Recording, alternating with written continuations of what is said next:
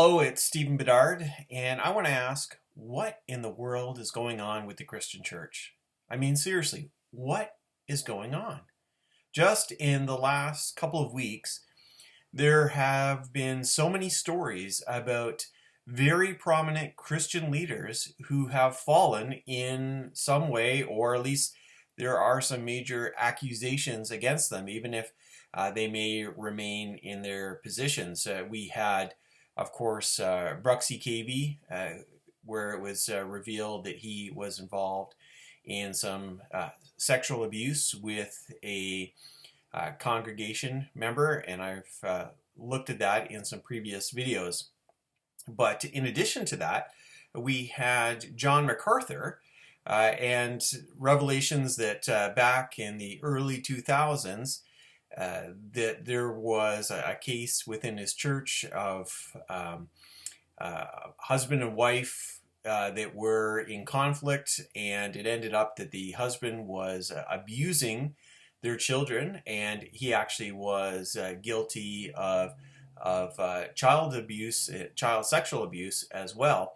Ended up in jail, but instead of calling him out for that, John MacArthur publicly shamed the wife and continued for years after, while he was in jail, to support and to side with the husband who had been found guilty of those things. And a lot of people are quite disappointed in John MacArthur there, that it seems he was more interested in taking a stand for male headship of the family than matters of justice for women and children and the church in general. And now, of course, with Hillsong, there's been all kinds of things going on, but Brian Houston, the founding pastor of Hillsong, has had to step down, and it's been revealed that there were some inappropriate things going on there. But the Hillsong story goes much deeper than that. There have been numerous high-ranking pastors who have been found guilty of different things. Carl Lentz was one of the most prominent there. And I don't know about you, but I'm really feeling this. And I think the thing that really stands out here is that we have such a wide range of theological traditions represented here. We have Bruxy Cavey, who is Anabaptist. We have John MacArthur, very conservative Reformed. And we have Brian Houston, charismatic Pentecostal. And so normally we would point to one of these traditions and say, well, you know, this is just part of the problem with that particular tradition, and it's just manifesting itself in this kind of abuse that's going on. But it is everywhere. And if we just go back just a few years, we have other people who have fallen in different ways. James MacDonald, Mark Driscoll, Bill Hybels, Jean Vanier, and again, a fairly wide range of theological traditions there. Some of that was sexual abuse in nature. Sometimes it was other spiritual abuse that was going on. But it is going right across the church. And it's discouraging. Can we just say for a moment that this is really discouraging, that this is happening? We can no longer just point at, well, that's those people. They're the ones who are struggling with that.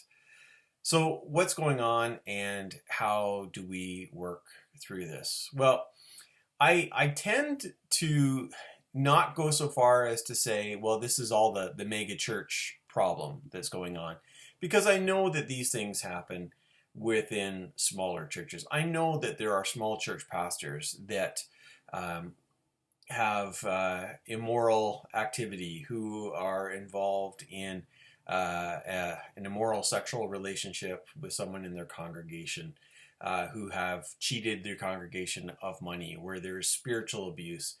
These things happen in small churches all the time as well.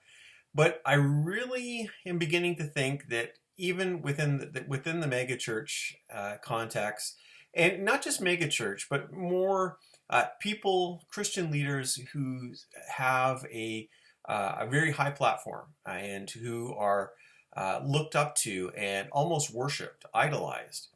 I think that they believe their own hype. I think that's part of what is going on. I don't want to say that I know exactly what is taking place for all of these individuals, but I think that there are some examples here that point to people getting caught up in what's going on around them. If enough people around you are saying you're awesome, you can do no wrong, and if you do wrong, we'll cover it up because you are so good and you are making things happen, then I think that is a huge temptation for people. And I think that that causes another problem.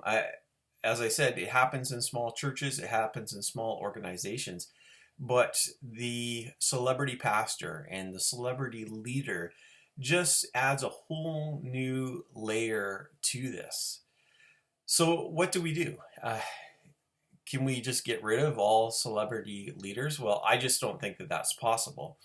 If there's an organization that is growing, and it's growing seemingly because of the talents and the personality and whatever of a particular individual, those kind of things are naturally going to happen.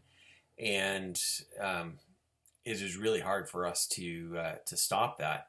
But I think that we can have more realistic understandings of who these people are, and to try as lay people or leaders outside of those organizations to not see them as the answer to everything, to not see them as mini messiahs who can save us from whatever it is that we're looking for. We need to do that. We need to avoid looking at them in this way. There also needs to be more accountability going on. And as sad as I am that all these stories are coming out, in another way, I'm actually kind of glad that the stories are coming out. I'm glad because it means that these things aren't being covered up anymore. I don't think that there is more abuse that's happening. I don't think that there's more sin within leadership circles that's happening. I think it's being talked about more. I think that there was a time that organizations and churches covered this stuff up, and now it is being brought out into the open, and it hurts. It's like ripping that Band-Aid off, and it is painful, but it needs to happen. We need to bring these stories up. People need to be reminded that what they think they can do secretly is never going to remain a secret. It's always going to come out. No matter how much they think that they are undercover, no matter how much they think everything is confidential, it is going to come up. People are going to find out. And people need to realize that and to avoid these things as much as they are able. And we need to provide a church culture in which we have a high standard for our leaders. Not to say that we fire anyone who stumbles in any way, but we have to say that there is no room for abusing authority. There is no room at all, and if that is beginning to happen, organizations need to stop it and remove that person from that position and move on. And that's hard to do. It is really hard to do. I do hope that we can get to a more healthy Christian church, and how that happens across denominations, I don't know. Other than that, we need to talk about it, and we need to stand firm for the victims. We need to speak out for the victims and say, you know what, this celebrity leader who has done something wrong, just because they're the ones that are bringing in the cash money and the donations, and they're the ones that are getting other celebrities involved, and they're the ones that are increasing the popularity of the organization of the church. They don't get the final say, and they don't get a pass just because they are the person who is at the top. The church is not meant to be that. The church is meant to be a group of believers loving each other and loving Jesus.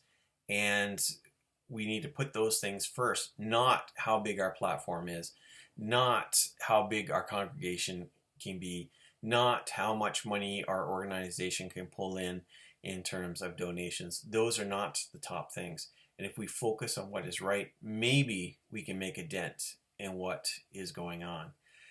It's hard. I wish that these things were not happening. And I wish this was the last time that we would be talking about this. But I am sure, I have no doubt that within the next 6 months, there's going to be another major fall of someone. This is not a prophecy. This is just me seeing the way things have gone. There are leaders out there that probably you're idolizing right now, that you're thinking, they have it. They are the ones that I need to look up to. I need to model myself after them and be like them, and then I can be successful in ministry. And that person is going to fall in some way. Some revelation is going to come out that they did something wrong, whether it was to do with sex or with money or abusing authority in some way. It's going to come out. And I wish that wasn't the case. We need to pray for the church, the whole church, not just our corner of the kingdom, but the entire church. And we need to do what we can to hold people accountable and stand firm for what is right. I'm sorry that I had to talk about all this, but I think that it is important. And I appreciate you listening to me vent about this, and I would love to hear what you have to say. Thank you for watching, and God bless.